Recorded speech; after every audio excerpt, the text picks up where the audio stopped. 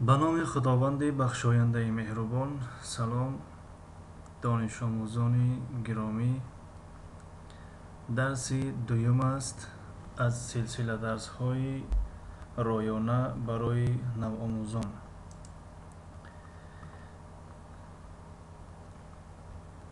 طبق وعده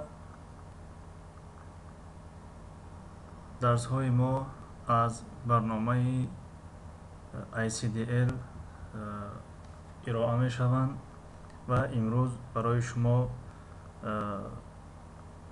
بیان می نماییم که برنامه ICDL چیست و در تحت برنامه ICDL کدام برنامه ها یا پروگرام ها جایگیر شده است یا ICDL از چند برنامه یا پروگرام عبارت است.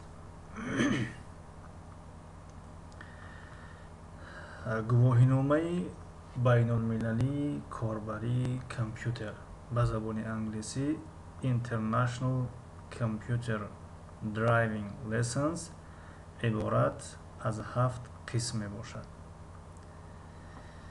قسم یکم مفهوم اساسی فناوری اطلاعات، یعنی به زبان انگلیسی Concepts of Information Technology. بعضا IT نیز میگویند IT. این قسم ساده تر کرده گویم اگر برای ما میفهماند که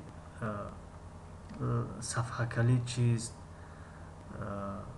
جعبه رایانه یا بلوک سیستمی میگویم وای چیست، یا کامپیوتر از چه چیزها عبارت یافته است، از چه چیزها تشکیل یافته شده است، قسم‌های اساسی کامپیوتر چیست. عموما فن اینفرماتیک را یا بگیم ICDL را یا کامپیوتر را برای ما معرفی می‌نماید که کامپیوتر چیست. قسم دوم اداره کنی پرونده ها و سیستم اپراسیونی به زبان انگلیسی Using the Computer and Managing Files یا به شکل کوتاه بعضا Windows میگویند Windows. این قسم اگر ساده تر کرده گوییم یعنی چی خیل کار با کامپیوتر رو برای ما پیشکش می نماید.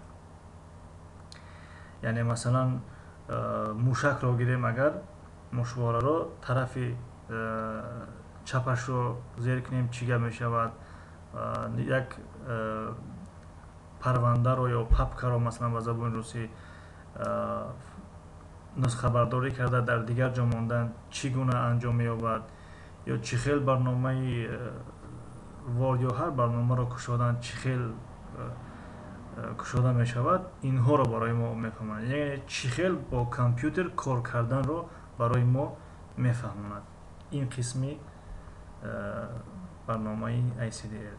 قسم سوم ویرایش متن‌ها به زبان انگلیسی گاه به این شکل استفاده می شود Word Processing، گاه Microsoft Office Word به این شکل استفاده می شود. البته بعد از کلمه Word می آید 2003 2007 2010 2014 شاید 2018 یا 19 شان برآمده باشد.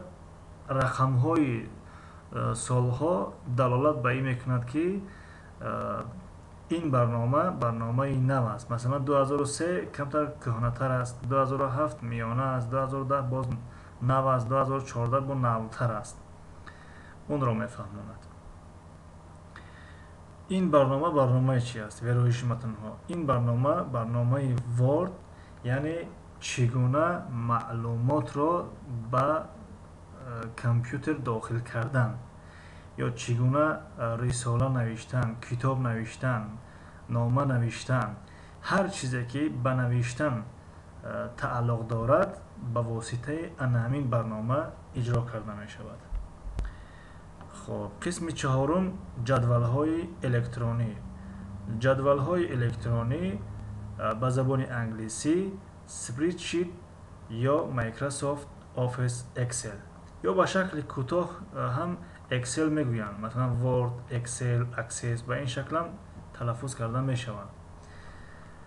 ин чӣ вазифаро иҷро мекунад? Ин барнома мисли ҷадвалҳое ки ҳисоб-китоб дар он ҷойгир мешавад, мисли ҳамон аст. Яъне сару кор бо ҳисобу китоб дорад. Ин барнома беҳтарин барнома ва хеле беҳтарин барнома ва хеле барномаи хубе ҳам ҳаст барои шахсоне ки соҳибкор ҳастанд ва ё сару кор ба ҳисоб-китоб ё савдо бигем марбут ҳастанд. ба онҳо хеле барномаи муфид ва кӯмакрасон аст. Бинобар ин ин қисми ICDL, қисми чорум, барномае ҳаст ки сару кор бо ҳисобу китоб дорад. қисми панҷум, қоидаҳои баёнот, using databases. Як шакли гуфтораш Microsoft Office гоҳо ба ин шаклам истифода мешавад. ин қисми Microsoft Office барои ширкатҳои калон истифода бурда мешавад. Масалан ширкатҳои мисли Ашан, мисли дигар масалан номҳояшонро дар инҷо зикр накунем, боз касе фикр накунад ки реклама карда истодаем. Яъне чанд коргар дорад, он коргарҳо чанд сум маош мегиранд ва маълумот дар бораи коргарҳо ва маълумот дар бораи маҳсулоте ки ба ин фурӯшгоҳ дароварда мешавад, ба мисли ҳаминҳо. Яъне барномаи хеле васеъ ва хеле калон ҳам ҳаст. қисми шашум,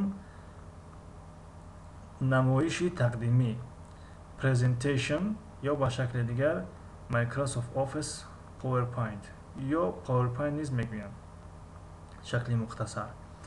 ин барнома одатан ва хусусан барои муаллимон, омӯзгорон лозим аст ё барои касоне ки доим ба дарс додан ва дарс гуфтан машғул ҳастанд. Барои онҳо хеле барномаи муфид ва хубе ҳаст. Хеле кори омӯзгорро осон менамояд. Яъне намоиши тақдимӣ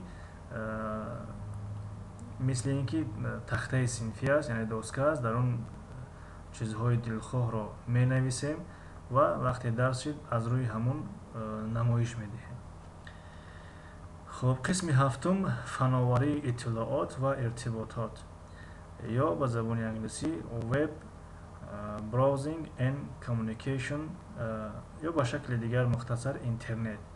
Яъне ин қисм барои мо интернетро меомӯзад. Ба шакли умум интернетро чӣ хел истифода бурдан мумкин, ё сайтҳои интернетро чӣ хел истифода бурдан мумкин, тамоми нозукиҳои сайтҳои интернетӣ ва барномаҳои интернетро гоҳо аз тариқи ҳамин қисм омӯзонда мешавад.